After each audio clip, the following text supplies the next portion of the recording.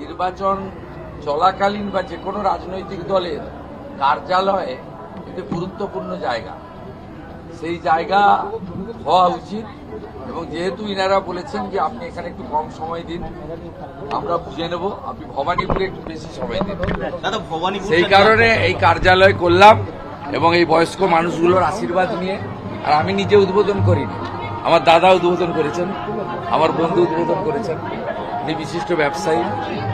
এনারা সকলে আমার বা আমার দলের মোদিজির আশীর্বাদ জন্য প্রার্থীর হয়ে তারা এই অঞ্চলের সম্পূর্ণ দায়িত্ব নিয়েছে। দাদা, জয়ের বিষয়ে ভবানীপুরে কতটা বিশ্বাস? দেখুন, যারা প্রার্থী হয়ে দাঁড়ায় তারা সাধারণত যারা নির্বাচনে জয়ের উদ্দেশ্য নিয়েই দাঁড়ায়, কিন্তু ভোটারদের উপরে বিষয়টা ছেড়ে দেন। আমি মনে করি গত 15 বছর ধরে বা সাম্প্রতিক বেশ কয়েকটা বছর ধরে যেভাবে আরজি করের ঘটনা, 26,000 চাকরি চুরি, হিন্দুদের দেবদেবীর মূর্তি ভাঙা, বাংলাদেশ থেকে আসা অবৈধ অনুপ্রবেশকারীকে দিয়ে পশ্চিমবাংলার জনবিন্যাস বদলে দেওয়া, এই যে নানা ঘটনাগুলো ঘটেছে এবং যেভাবে চরম আকার নিয়েছে বেকারত্ব, সেক্ষেত্রে মুখ্যমন্ত্রীর আরেকবার পরাজয় সুনিশ্চিত, এটা জনগণ চাইছে বলে আমার মনে হয়েছে কয়েকদিন ভবানীপুরে ঘুরে। শুভেন্দুদের আইপ্যাড কর্মীরা ট্রেনিং এর মধ্যে ঢুকে পড়ছে, ঢুকে পড়ে সেখানে এটাকে পুরোপুরি সম্পূর্ণভাবে সরকারি তন্ত্রের মধ্যে এরা ঢুকে গেছে। আজকে তৃণমূল যারা প্রতিষ্ঠা করেছিলেন সেই লোকগুলো এবারের প্রার্থী তালিকায় দেখবেন নেই, হারিয়ে গেছে। সমস্ত বয়স্ক প্রবীণ লোকেরা যারা কংগ্রেস ভেবে মমতা ব্যানার্জিকে মনে করেছিলেন ইনি মা দুর্গার প্রতিমূর্তি ধারণ করে বা শিষ্যা হয়ে পশ্চিমবাংলায় আসল পরিবর্তন গঠন করবেন, তাদেরকে কার্যত হারিয়ে যেতে হয়েছে। এখন তৃণমূল মানে লাল চুল কানে দুল, যে যত টাকা আইপ্যাককে দিতে পারবে সেই এখানকার নেতা হবে। এখানে এমন একজনকে আমার বিরুদ্ধে প্রার্থী করা হয়েছে যার এখানে যারা আমি বিজেপিতে চলে যাওয়ার পরে তৃণমূলটাকে যারা রক্ষা করার চেষ্টা করেছেন, মমতা ব্যানার্জির নির্বাচন যারা হার জিত যাই হোক একটা ভালো লড়াই তো হয়েছে, 1956 মার্জিনে আমি জিতেছি, তারা ব্রাত্য হয়ে গেছে। এটা সর্বত্র আমরা দেখতে পাচ্ছি, খেজুরির ক্ষেত্রেই বলুন, ভগবানপুরের ক্ষেত্রেই বলুন, সব জায়গায় একই জিনিস দেখতে পাবেন। এটা গোটা রাজ্য জুড়েই হয়েছে। আচ্ছা, অভিষেক বন্দ্যোপাধ্যায় আজকে বলছেন যে যদি কথা দেয় বিজেপি যে তেলের দাম বাড়াবে না, গ্যাসের দাম বাড়াবে না, তাহলে আমরা 294 আসন থেকে প্রার্থী সরিয়ে নেব, 1 বছর পর্যন্ত দাম বাড়াতে পারবে না। দেখুন, আমি এই কথাটা উত্তর দিতে চাই না, কারণ সরকারে ডায়মন্ড হারবারের মাননীয় সাংসদের কোনো ভূমিকা নেই। সরকারে মমতা ব্যানার্জি ডায়মন্ড হারবারের সাংসদকে ঢুকতে দেন বলে আমার মনে হয় না। এসব কথা রাজনৈতিক বাজার গরম করার জন্যই তিনি বলছেন, জনগণকে বিভ্রান্ত করার জন্য বলছেন। আমি উল্টে তৃণমূল কংগ্রেসের সেকেন্ড ইন কমান্ডকে বলবো, বিহার, উড়িষ্যা, ঝাড়খণ্ড আমাদের প্রতিবেশী, সেখানে পেট্রোল ডিজেলের যে দাম, সেই দামটা বাংলায় করুন, 10-12 টাকা করে কমে যাবে। এই কাজটা আগে করুন।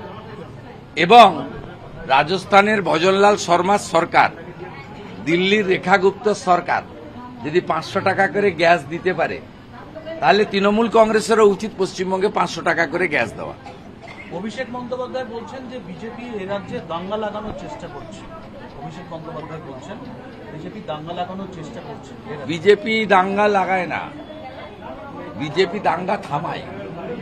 আর আপনারা মুসলিমদের একটা অংশকে মৌলবাদী, জঙ্গিবাদী তৈরি করার চেষ্টা করেন।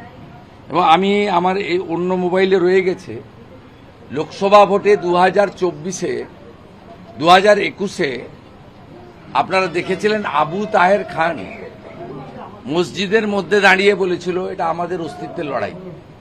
গতকাল রঘুনাথগঞ্জের তৃণমূল প্রার্থী আখরুজ্জামান সাহেব বলেছেন যে আপনারা যদি মুসলমানরা তৃণমূলকে ভোট না দেন তাহলে মুসলমানদেরকে বিজেপি তাড়িয়ে দেবে। এই সাম্প্রদায়িক উস্কানি রাজনীতিটা তৃণমূল কংগ্রেস করে, ভারতীয় জনতা পার্টির করার দরকার হয় না। বিশ্ব নবী দিবসের মিছিল বেরোয়, কোনো হিন্দু কিন্তু খারাপ কথাও বলে না, একটা পাথরের বা ইটের টুকরোও ছোড়ে না। কিন্তু রামনবমীর মিছিলে আপনারা আক্রমণ করান কোনো একটা বিশেষ ক্যাটাগরির, আমি সম্প্রদায় বলবো না, কিছু গুন্ডাদের দিয়ে।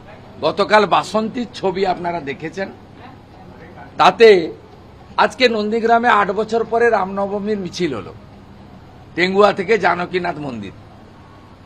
8 বছর পরে, 8 বছর আগে প্রত্যেক বছর হতো। কেন বন্ধ হয়েছিল? ইন্দিরা মোড় বয়ালের সেখানে রামনবমীর মিছিলে যাওয়ার জন্য 6টা ট্রেকারে ভক্তরা জড়ো হয়েছিল। সেখানে নাজিমুদ্দিনের নেতৃত্বে ট্রেকারগুলো ভাঙা হয়, হিন্দুদের উপর আক্রমণ করা হয়। সেই দিন থেকে মিছিল বন্ধ করে দেয় আমাদের জানকীনাথ মন্দির কমিটির উৎসবের আয়োজকরা। এখানেই তো অসংখ্য উদাহরণ আছে। গত কয়েকদিন আগে ভেটুরিয়াতে ভগবান রামচন্দ্রের যে মূর্তি তৈরি হচ্ছিল তার গলা কেটেছে কারা? এদের, অথচ পুলিশের কোনো ব্যবস্থা নেই। এই কারণেই এই গুন্ডা দুষ্কৃতকারীরা, মৌলবাদীরা বাড়ছে। আমি মনে করি শুধুমাত্র সনাতনীরা নয়, রাষ্ট্রবাদী মুসলিমদেরও এগিয়ে এসে প্রতিবাদ করা উচিত। আজকে নন্দীগ্রাম বাস স্ট্যান্ডে বেশ কিছু শিক্ষিত মুসলিম যুবক যেভাবে আমাদের জলদান করেছেন মিছিলে আসা রাম ভক্তদের, তাতে মনে হয়েছে নন্দীগ্রামে মুসলিমরা দুভাগে বিভক্ত হয়ে গেছে। একদল মৌলবাদের পক্ষে, তারা তৃণমূলের সঙ্গে, আরেক দল রাষ্ট্রবাদের পক্ষে, তারা মোদিজির সাথে। রানাঘাটে ভোটকর্মী আক্রান্ত হচ্ছেন, তাহলে তিনি প্রতিবাদ করতে গিয়ে আক্রান্ত হচ্ছেন। যদি ভোটকর্মীরাই আক্রান্ত হন তাহলে ভোট করাবেন কারা?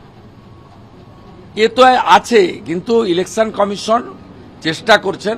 আমার মনে হয় গুন্ডামিটা নিয়ন্ত্রণ করার তারা চেষ্টা করছেন এবং গ্রেপ্তার করার জন্য নির্দেশ দিয়েছেন। যেমন গতকাল বাসন্তীর ঘটনায় আমি জেনেছি 7 জনকে অ্যারেস্ট করা হয়েছে।